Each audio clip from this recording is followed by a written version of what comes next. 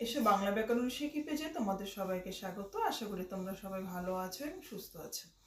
তো আজকে ছোট একটা ভিডিও। আজকে বলবো যে বাক্য কি এবং বাক্য গঠনের সত্যগুলি কি। ভাষার বৃহত্তম একক হচ্ছে বাক্য। তো কতগুলি অর্থসম্পন্ন পদ যখন পাশাপাশি বসে মনের ভাব প্রকাশ করে তখন তাকে বলা হয় বাক্য। তো পদগুলো শুধু পাশাপাশি বসলে হবে না, এবং মনের ভাব যদি প্রকাশ করে তবেই সেটা বাক্য হবে। যদি আমি বলি ওরে আকাশে পাখি, তাহলে হচ্ছে কি পরপর কিন্তু সাজানো হলো না, তাহলে সেটা কিন্তু বাক্য হলো না। পদগুলো পাশাপাশি বসবে, আকাশে পাখি ওড়ে যদি বলি তবেই কিন্তু সেটি বাক্য হবে। তাহলে এই বাক্য যে গঠিত হয়, বাক্য গঠিত হওয়ার জন্য তিনটি সত্য রয়েছে। তিনটি সত্য কি তাহলে আমরা জেনে নিই।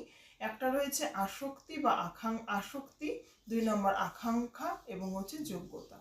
আসক্তি মানে কি? আসক্তি মানে নৈকট্য, মানে যে পদটার পর যে পদটা হওয়া প্রয়োজন সেটা যদি না থাকে তাহলে কি হবে? সেটা বাক্য হবে না।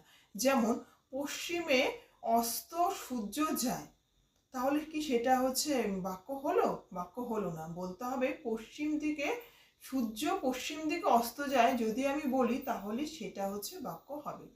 আর আকাঙ্ক্ষা কি? আকাঙ্ক্ষা মানে কি? কোনো কিছু বলার পর, মানে বক্তারও কোনো কিছু যে বলবে, বক্তার বলার একটা আকাঙ্ক্ষা, এবং শ্রোতা যে শুনছে তার যদি আকাঙ্ক্ষাটা নিবারণ না হয় তাহলে সেটি বাক্য হবে না। যেমন হচ্ছে কি আমি আগের উদাহরণটি যেমন বলেছি, সূর্য পশ্চিম দিকে বলে ছেড়ে দিলাম, তাহলে সামনের জন যে থাকবে সে জিজ্ঞেস করবে সূর্য পশ্চিম দিকে কি। আমি যদি শুধু বলি সূর্য পশ্চিম দিকে, তাহলে কি হবে? শ্রোতার মনের কি হবে? আকাঙ্ক্ষাটা পূরণ হবে না, তাহলে সেটি বাক্য নয়।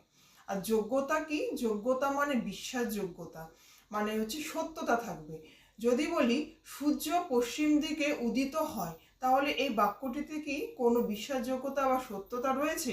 না, কারণ আমরা সবাই জানি সূর্য হচ্ছে পূর্ব দিকে উদিত হয়।